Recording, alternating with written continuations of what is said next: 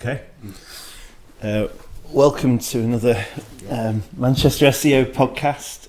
Today we've got Tom and Dara with us from SES Secure. The second podcast for you guys.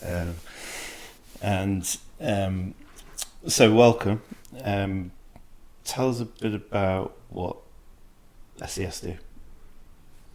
Go with that one? So operational resilience is sort of the core of the business, looking to protect digital infrastructure of companies and mitigating any risk to do with supply chain, to make sure that they've got something in place to effectively manage any risk or any disruptions that they may encounter when working with certain suppliers that they have as part of their supply chain. Development of IT assets, all that side of things, making sure other people can't get access to it or expose parts of the business. Which unfortunately is the climate we're living in. It just increases the number of attacks and requirements that we're seeing. So yeah. Are there any more? Are there any new regulations and like EU acts coming in that would that mean that companies have to be more aware of this? Particularly with finance, especially within the EU, there's the Digital Operational Resilience Act that came about in 2023 and it comes into force actually 2025 in January, so we're not too far off that now, and much like we had with GDPR back in 2018, companies are sort of scrambling to now put these assurances in place to make sure that they're meeting the criteria of DORA essentially. So it's been put in place to increase the security of the financial sector, so whether you're a bank or an investment company or an insurance company, and also the IT service providers as well that are supplying that industry. There is a set guideline now that they have to adhere to and have to prove that they're adhering to make sure that there is some stability within the sector, because typically what would happen is a disruption event might occur and they just chuck a load of money at it to try and fix a problem, but they didn't know whose responsibility it was, how much it was going to cost to fix it, if the fix was going to be effective long term, or it was going to be an ongoing cost that they had to allocate certain budget to, which they had to find from somewhere. So having these guidelines in place now gives them a continuity plan internally to work towards, but it also satisfies the regulation because they have to evidence the fact that they've got the plan in place, that they've got the mitigation provisions in place to be able to tackle any disruptions, and it just builds for a more secure, a more robust, industry. And the critical thing with that is as well, despite the fact that it's EU based, if you're a UK based company, that you are supplying a company within the EU, or you're an IT service provider that's working within the EU or something like that, it still applies to you even if you are UK based as well. So there's been a few conversations that we've had where companies may not think it applies to them, but actually when you get down to it, because they have customers in the EU, for example, then they also have to adhere to these guidelines as well. You never know with politics whether we'll be back in the EU or not these days, do we? So I've not heard of DORA.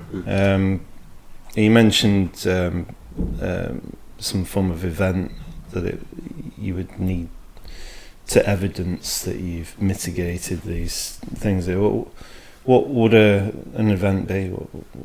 So let's say that you're a bank, for example, and you're licensing a piece of software, whatever department it's in, it doesn't really matter, and all of a sudden that supplier suffers a disruption, they fail, that automatically is going to have an effect on the way your business operates. Sure. So the point of DORA is to make sure that in that event you have the mitigation the processes in place to be able to tackle that. And that's where SES Secure comes in, because we offer things like software escrow and validation testing and maturity modelling for the cyber side of things and penetration testing. So it's all these things that you can put together as one service that actually meets the regulations set out by DORA to prove to the regulators that you've got a plan in place in the event of something happening. So in the past it would have probably just been software escrow, would it? Well, it depends. So basically the important thing is these organisations have to have a business continuity plan. They have to have a means of continuing in these worst case scenarios.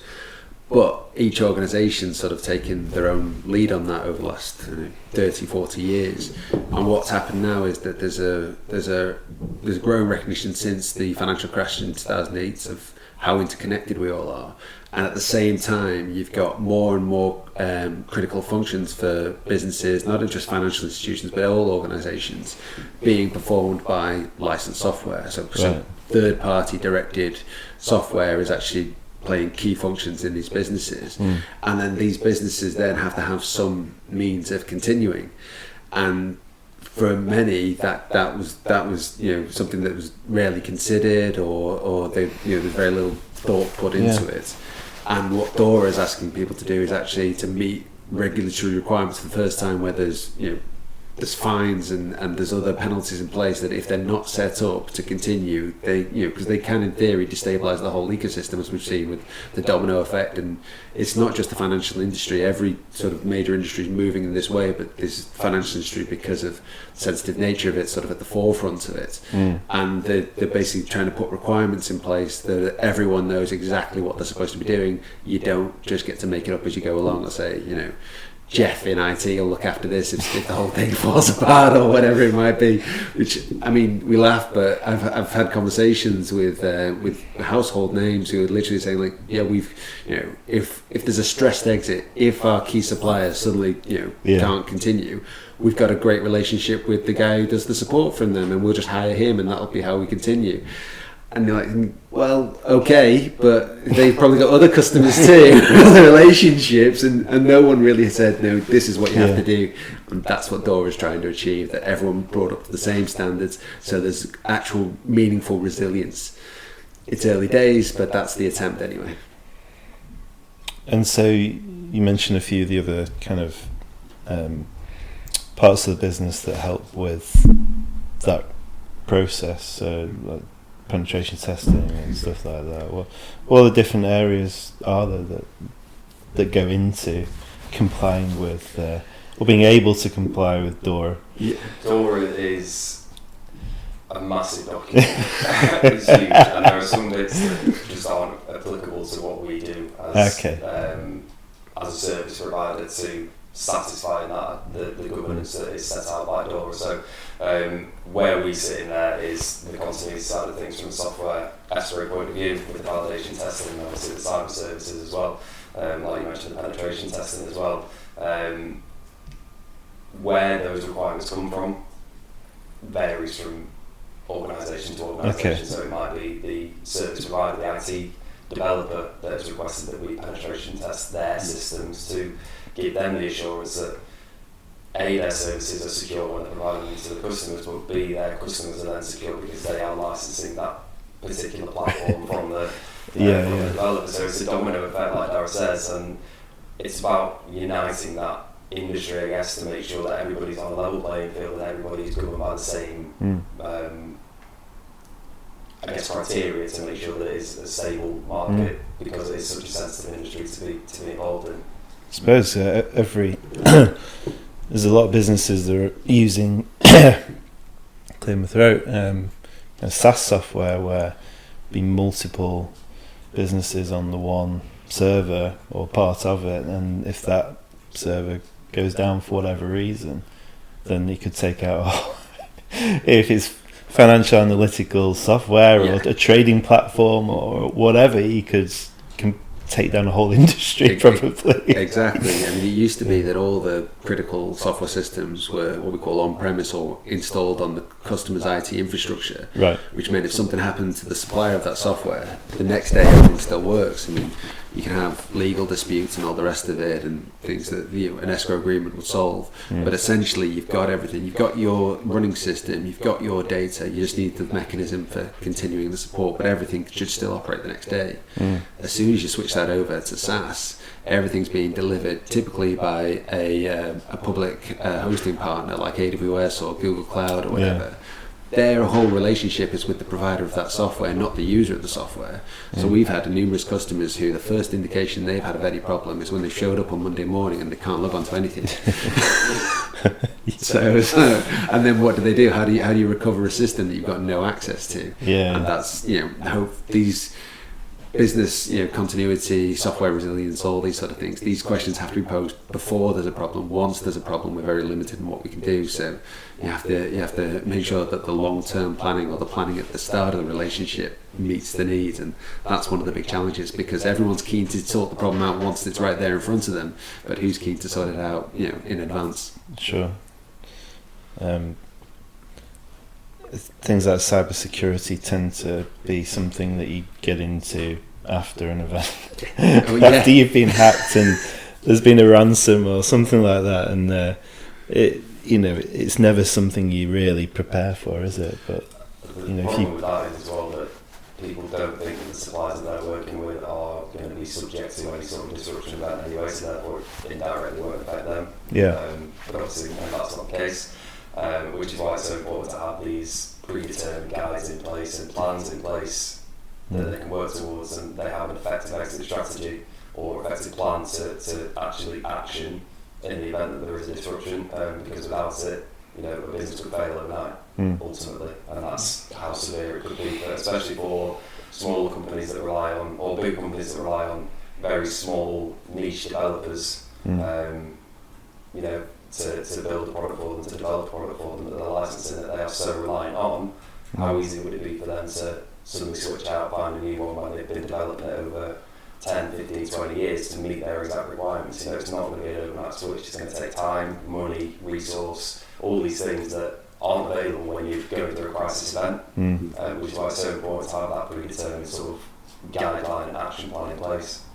And even some of the bigger companies using big suppliers are now concerned that they'll be targeted by ransomware attacks, because that'll be where the money is, rather than the niche ones. So it's like, right, how do we safeguard ourselves that we've not been attacked, but the data center or the supplier's been attacked? How do we protect our operations and those sort of things?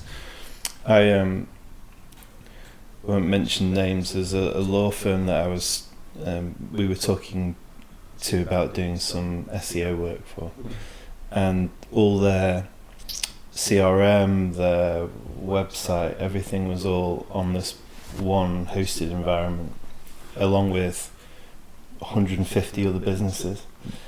It was hacked, and they had ransomware on it, and they couldn't get into it for 3 months. So all their clients, their case management systems, everything was not accessible for 3 months, and they've only nearly finished them.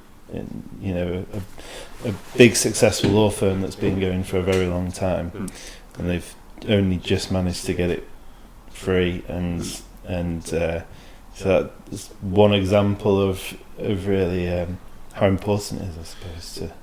And unfortunately, every year there's just more and more attacks. There's a reason people doing this is successful. It's very difficult to guard against. There's very, what we see. There's very little that can be done to stop some of these actors, and so it's become prevalent. In which case, you have to plan for it. Unfortunately, and if you don't plan for it, if your plans aren't tested, which is one of the big things with operational resilience, is that you can have a plan, but if you've not tested, you don't actually have a plan.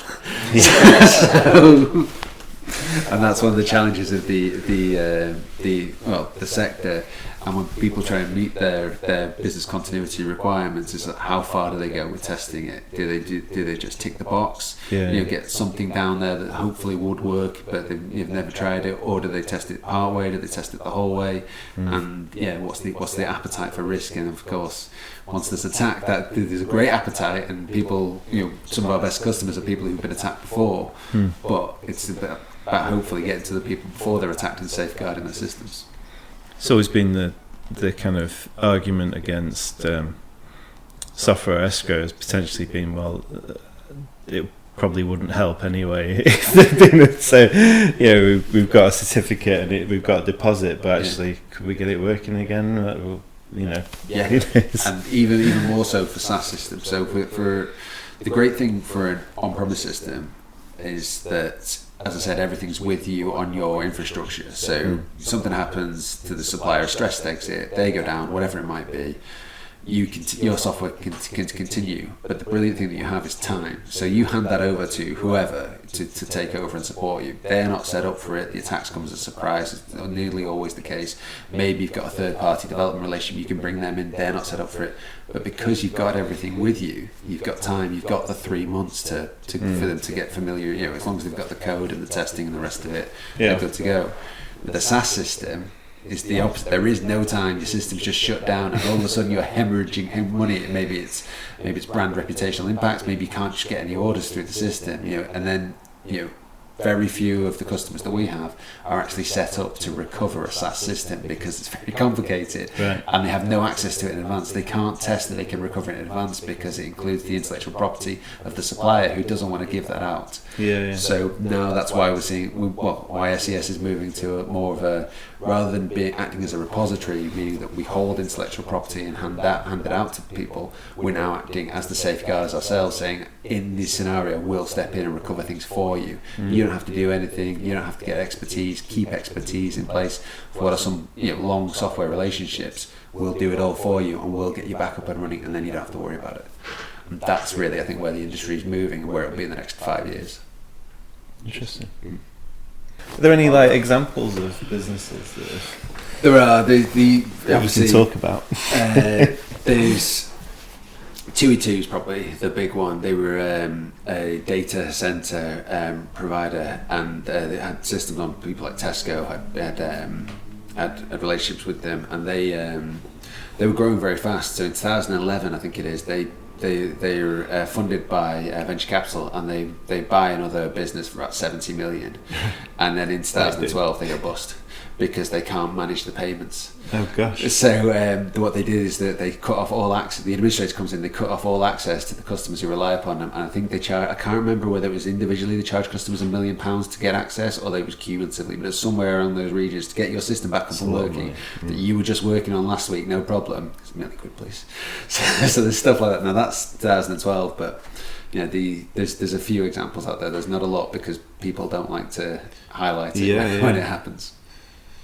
So I mean, it's amazing. It's going to take another 13 years for something to come in to say, well, actually, you need to, if you're doing this, you need to comply with these and make sure that doesn't reduce the risk for your customers. And even with Dora, which is the front, but that only becomes, correct if I'm wrong, but that only actually starts to apply from January next year, doesn't it? Yeah. So we don't actually know how that's going to be. It's like the GDPR. We didn't know how GDPR was going to be applied until they started fining people. Right. And it's the same with it's the same with Dora. So we'll find out in a year's time or so. We'll sort of know what they were intending and how the fines have been interpreted. But I've got one of my customers at the moment who've the Information Commission officers come in and looked at them and said, hey, you're not set up, you need to put in business continuity relationships to work for this key supplier you've got. They've thrown that back to the supplier, and the supplier's gone, we're compliant. So now there's a legal dispute between the two, between the user of the software and the supplier of the software in terms of whether they're compliant with the regulations or not. So God. Someone's making money somewhere, aren't they? Touching on those fines as well, what shocked me was, especially with Dora versus GDPR, so GDPR was up to something like 20 million or 4% of your annual turnover, whichever was higher, was the fine that you could be subject to. With Dora, it's nowhere near that, and I think the maximum fine is something like €5 million for an IT service provider. Right. Regulating the IT industry, that shocked me. The finance industry, that did shock me because I thought it would be much higher, at least on a level playing field with Dora, because it is such a sensitive industry to be involved in.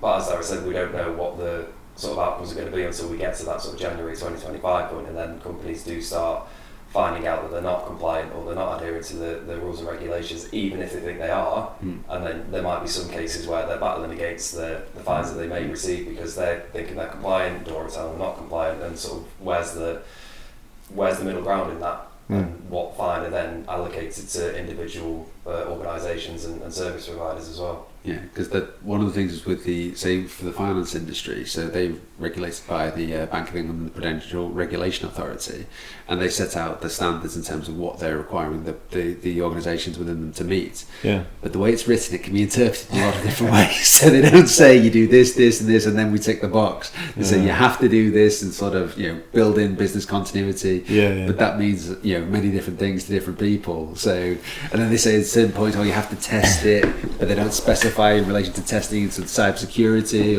or the software resilience, and then they say you can have escrow. It's like, right, okay. Yeah. It sounds a bit like debating the handball rule in football, doesn't it? Or offside. Yeah. He was active and inactive. Yeah. So obviously you've got the finance industry that are going to have to comply with it. Below that, there's probably a lot of companies that would benefit from having that assurance that they're if something does happen, then they are going to be able to deal with it. Whilst DORA only applies to the finance industry, it shouldn't just be the finance industry that's thinking about having these plans in place. It should be every industry, because the finance industry isn't the only one that's subject to disruption events in their supply chain. There's not any industry can experience it. So from my perspective, it should be that all customers that are reliant on pieces of software that are critical to their operations should be putting in place a continuity plan for the disruption events that they may occur, or that they may experience rather in the future, because they're subject to them as well. It doesn't discriminate against industry versus industry. It is a fact that anybody can experience a disruption, anybody can be hacked. No matter how good your resilience is, you need those plans in place. At this point, we're doing it, as we said before, post disruption, because then you're scrambling around, chucking money at something and trying to fix it. Whereas if you have a plan in place, you know exactly what it's doing, who's responsible for it, how much it's going to cost, what the plan is long term. Are you moving away from one supplier to another? And you have that time and resource, and you've allocated all of that already in preparation for something happening. And it should be a thing that is involved with all organisations, not just organisations within finance. Yeah, and it's a lot more expensive to recover on the fly than it is to plan in advance. So, cost saving already. We have these conversations with people, and they're losing thousands of pounds a minute, an hour. Sometimes it's just so why wasn't this built in? Or but then you've got the reality of people competing for budgets, and a lot of people in more junior positions knowing that by the time something happens, they'll probably moved on anyway. So you need, when we see it work really well, is we see someone fairly senior in the business who actually has a handle on whatever it is, the cybersecurity or the software relationship, whatever it is. They get involved, they make sure that it works properly, and then that's we can test everything and they make sure in advance of any challenges it all works, and that's great. Unfortunately, there's far too many very large organisations who just hand it down the line to somebody else, and it's not a coherent message from the top, which means that they end up with something that probably isn't worth what they're paying for. In the 26, 27 podcasts we've recorded this year, the one thing that's shocked me the most is that you don't things like you don't have to be qualified to call yourself an accountant. You don't have to be accredited to call yourself a locksmith. Yeah. And there's people that have... Therapist is on that list as well, isn't Therapist, and you don't have to be a specialist in cybersecurity to be part of that. Or it's really shocked me that in really critical areas, you don't have to have some form of proof that you can actually do the job, or that, say, for things like software that's used by governments and by financial institutions, that there's no kind of critical compliance around it. And one of the things with cybersecurity is that a few years ago, when we were talking about cybersecurity, we were talking about make sure you change your provider every 3 years, because otherwise it becomes marking your own homework. But the number of organisations who just get very comfortable with the provider and just like, right, that's us forever now, and if they've got a glaring hole in their process, that'll be missed forever. So it's unfortunately people get very comfortable, don't they? They don't like change. So you kind of trust someone that you've been with for a long time as well. Yeah. I don't know. I think a lot of those responsibilities as well are sort of thrust upon people, especially if you're new into a business and you're starting a new role and your job title is whatever it is, resilience consultant or resilience manager or whatever. And you're given a whole list of things which fall under your remit. There are going to be things in there that you may never have done before, you've done very little of, but they're part of your remit, so it's your interpretation then as to what satisfies meeting that responsibility of the role. One of my customers I'm speaking to at the minute, they just had a new risk and resilience director go in the medical industry, but he's worked in the industry for 25-30 years, and we had our first call with him, and he said that he was shocked when he went in to find out the little amount of work that has actually gone into the amount of risk processes that they put in place to defend against attacks and threats and things like that. These are the people that you want to have the conversations with, because they are directly responsible for it, but they also understand how critical it is for the operations of the business, and that is his sole responsibility, just to look after that digital infrastructure. But as I said, I think a lot of people within organisations have just sort of had that responsibility thrust upon them, and they never dealt with it before, so they think, oh well, I've satisfied it now by doing X, Y or Z, but it might actually meet the minimum requirements of a regulation in their industry specifically, or anything to do with their internal policies either, but because it's open to interpretation, it's almost like, yes, we've satisfied it, but actually have we? Yeah. And there's also the what did the last guy do? So, which unfortunately passes on habits from 10, 15 years ago, and obviously the landscape dramatically changed since then. But yeah, it's just the reality. Crazy.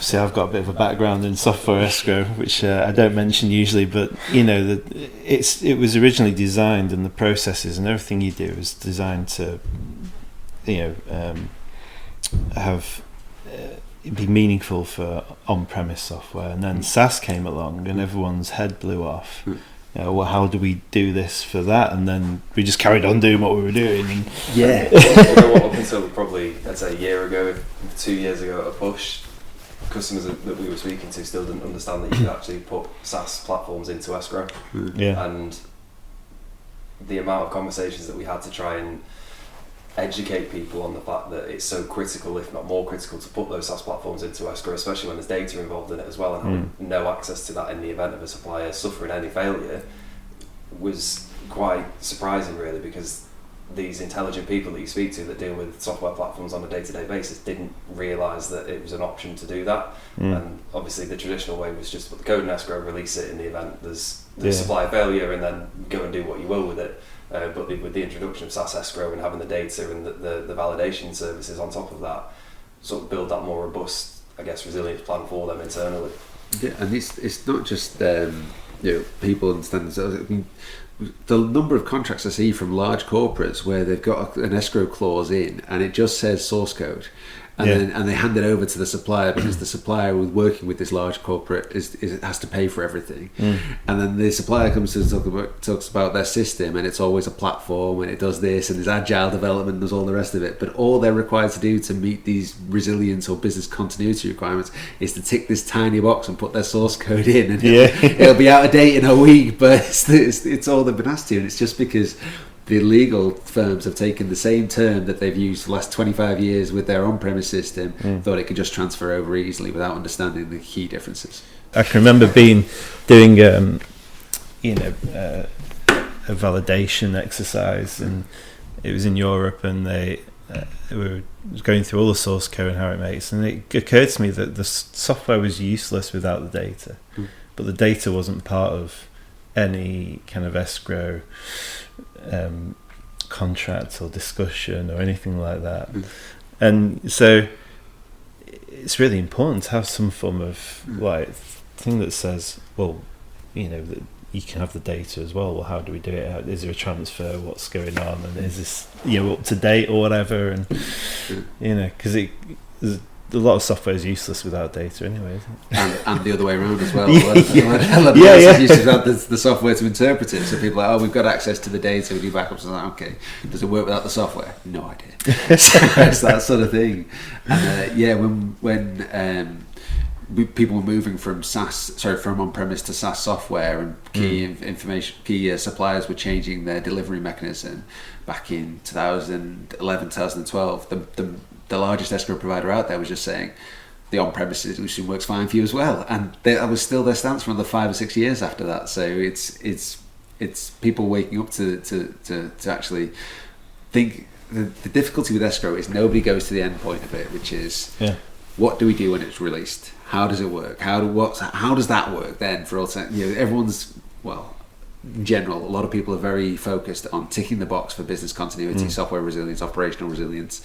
We've got escrow, we've got this. I can show someone this piece of paper that means that we're okay through this audit or whatever it might be. But what our big challenge at SES is, we actually say, right, okay, so when we get to this event, this thing we're guarding against, the supplier goes out of business, your data centers had a ransomware attack, or there's been a big fire, which is another big data center concern. What do you do then? What do we give you, and what happens? And they're like, I don't know.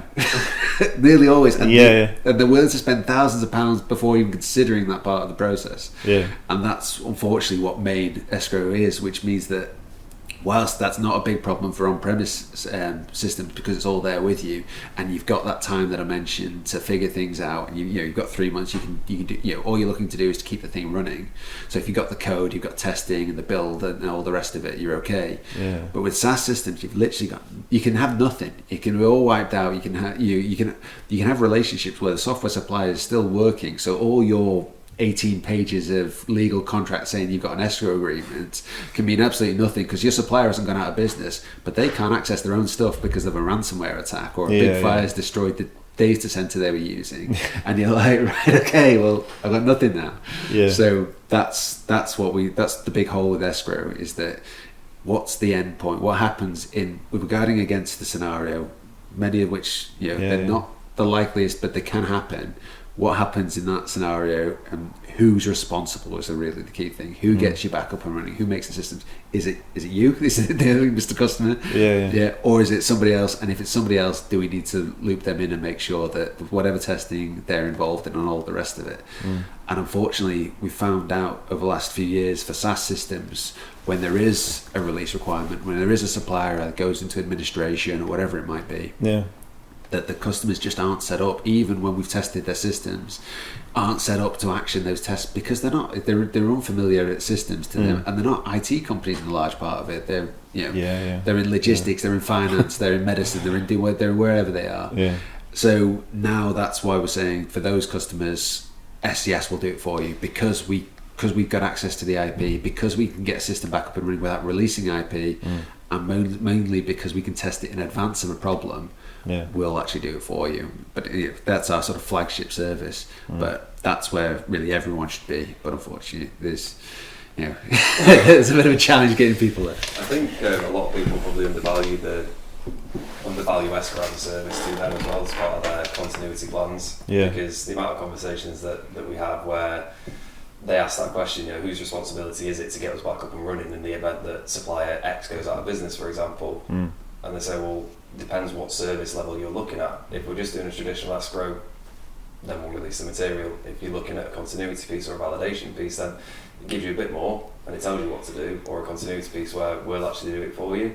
But then it's about trying to educate them on the different price brackets thereafter, because a lot of people will go, oh yeah, well, we need you to do it for us then, SES please, and you give them the price and they'll go, whoa, why is it that expensive? And they can't place the value on it because they think they're never going to use it. And it's almost like, why am I spending X amount on something when really I don't want to use it, and therefore it seems like a waste of budget. And it's trying to educate these people on that value internally to them in the event of something going drastically wrong and they have to actually rely on it. Cases are few and far between, admittedly, but it's about having those assurances in place, because if you don't have them and you've not paid the money to have that support given to you, then what are you going to do in that event? If the cost of the actual putting in an effective escrow plan is negligible compared to the impact of when this all goes wrong, I mean, they'll spend that money in a fraction of the time it takes them to recover systems. So I suppose half the trouble for you guys, and probably the reason why you're talking on here, is awareness, like bringing awareness about it, because you set up a business, you create some software, or you do, and you run the business. You never ever thinking, well, what if, what would happen if, how would we deal with this situation? Yeah, exactly. And as Tom said, before, people a couple of years ago were still saying at SaaS we don't need escrow, or essentially saying we don't need business continuity because it's SaaS, and the suppliers got their own setup, and it turns out that the risks are much greater from SaaS than from an on-premise delivery. And people, I mean, you have to be very familiar with escrow for the niche language to be able to actually look at it and say, what have I actually got here? So part of our big challenge is awareness and getting people to, rather than just to act as a process, particularly if you're a large organisation where they just tick boxes and move on, is to actually look at it and say, right, okay, how will we make this thing work? Yeah.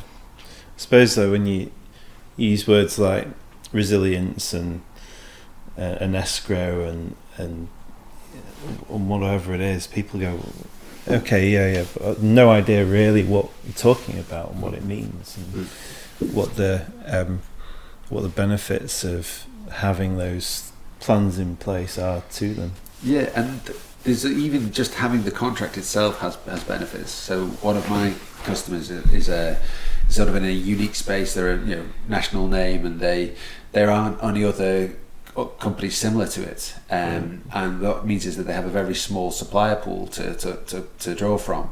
So when they have these contracts in place with software suppliers, and some of these these £1 million contracts, once the supplier gets under the table for a couple of years, they can find that their actual levels of support will just drop because the supplier knows they've got nowhere to go and they're off looking for another customer. And they've got 3 years left in the contract or whatever it might be. So having an escrow, particularly if you use it to maintain the commitments of the license, can actually be really effective, because you can turn around to the supplier and say, hey, if you don't meet our standards that we both agreed upon, we can go and ask for a release on this and go our own way. And then the supplier, we never see a release under that, but we see the supplier come back to the table and go, right, okay, let's provide what we said we provide.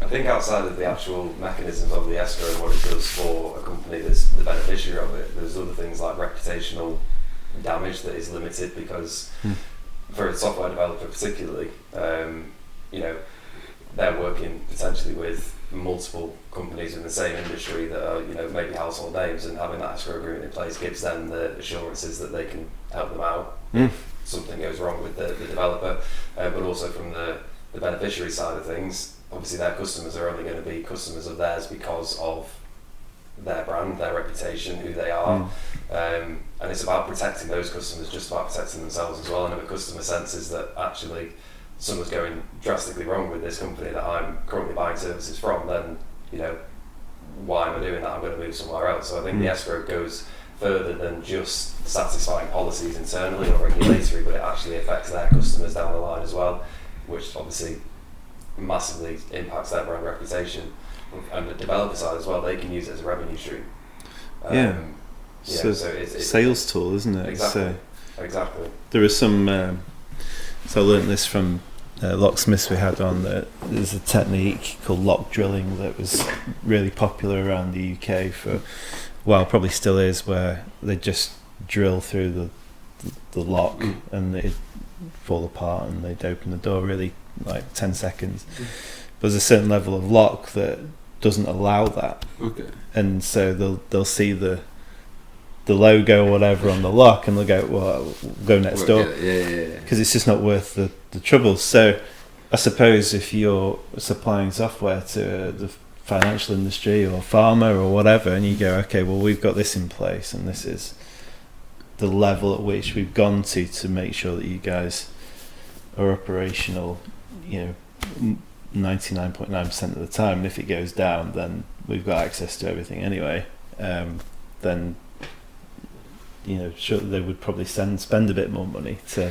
Yeah, and we do have suppliers who get it, and when they get it, they put all the everything in advance, and for them, when a new customer asks about escrow or business continuity, it's a really easy conversation. It doesn't slow down the sale. I've got one going at the moment where the supplier didn't think ahead of it, and they slowed the sale down by 3 months. It's still going on, the discussions about business continuity and all the rest of it. Whereas when the supplier does understand it, puts everything in place for the customer, and makes sure that it works, it's just that, yeah, we've got that, and ticks, and then they move on with their sale, and quite a few even charge for it. So it's just something. For the supplier, they just want to take the pain for business continuity away from the conversation, and it's an additional service they're providing to the customer.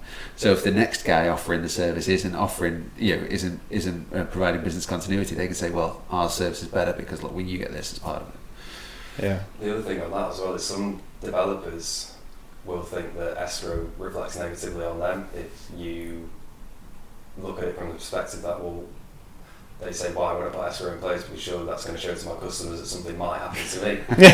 Yeah. So you've got to be able to spin that as well and actually say, well, actually, no, you're doing it from a proactive standpoint to support your customers, not a reactive approach because something may go wrong. Yeah. And again, they probably determine that as affecting their reputation because they put something in place which actually they don't want their customers to ever call upon.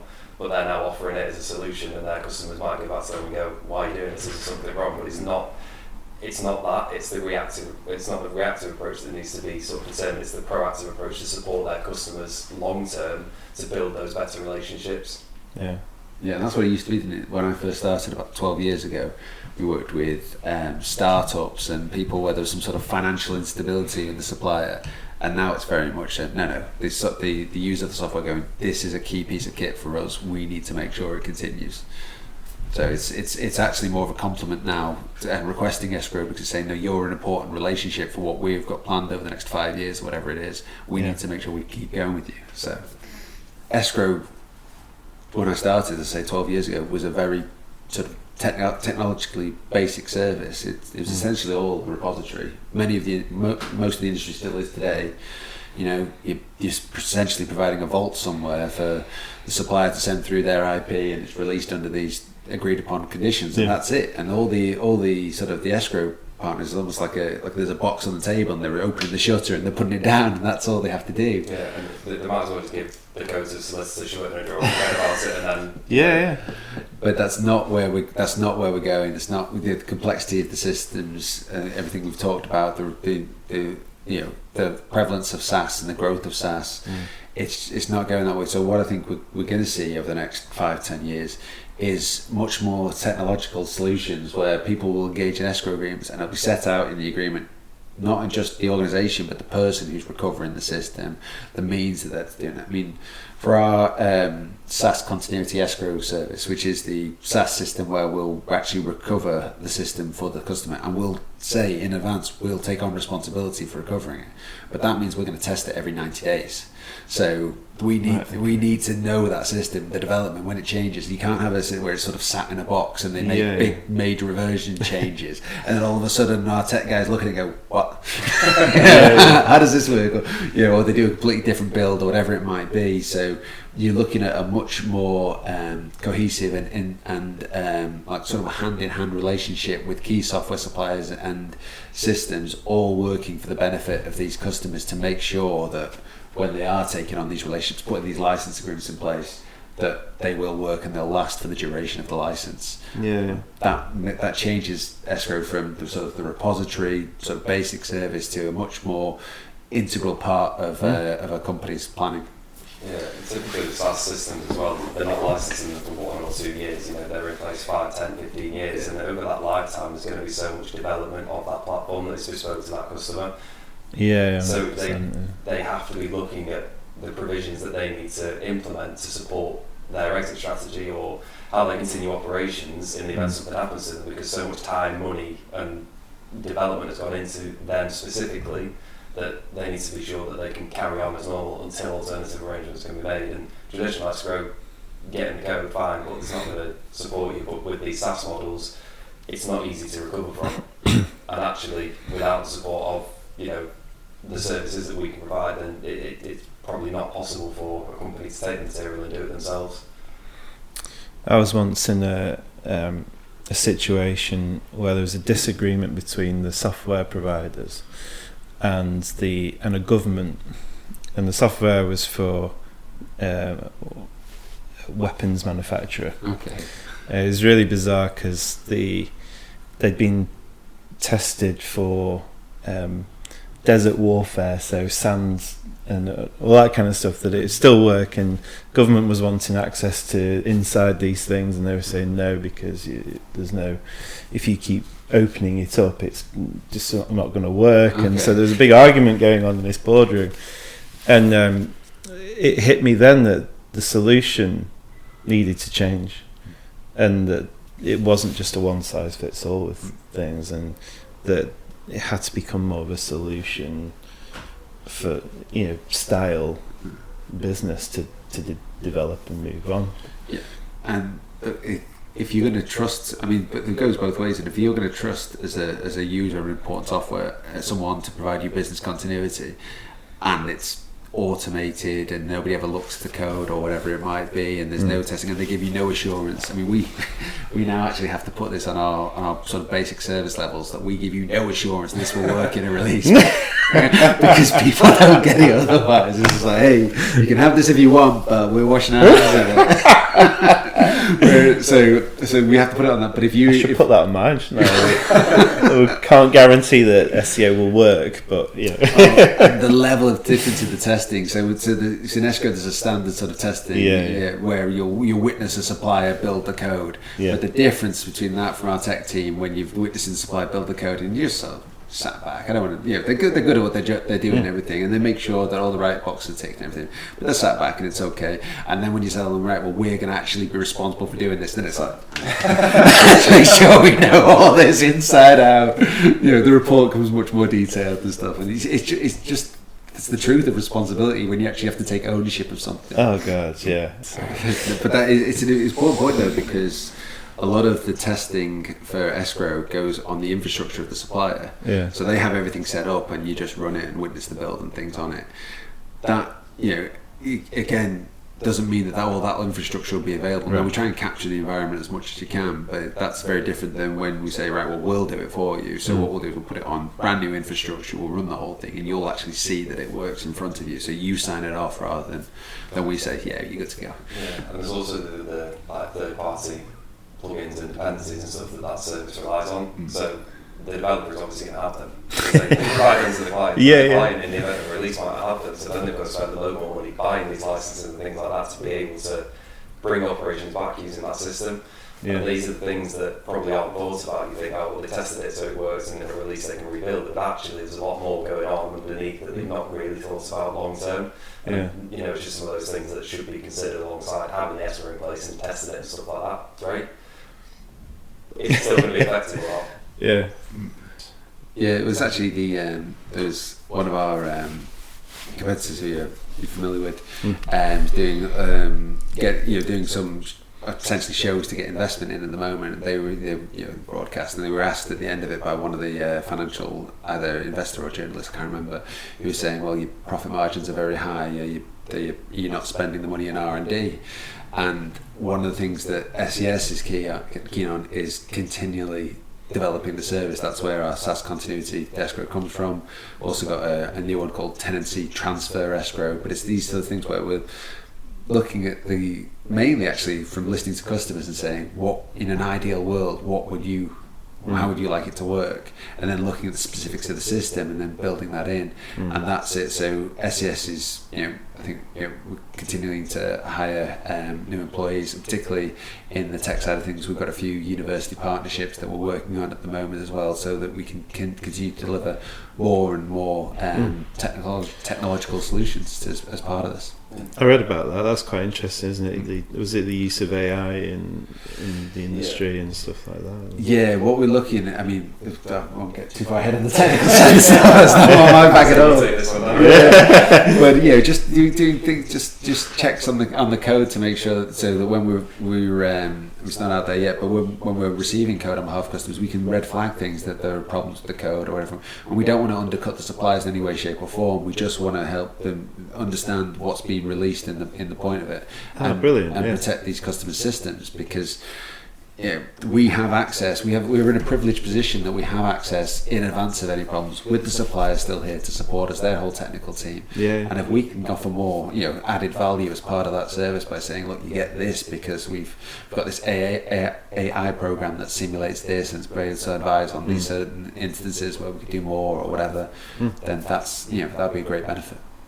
Yeah, and just touching back on the SES side of things in terms of services as well.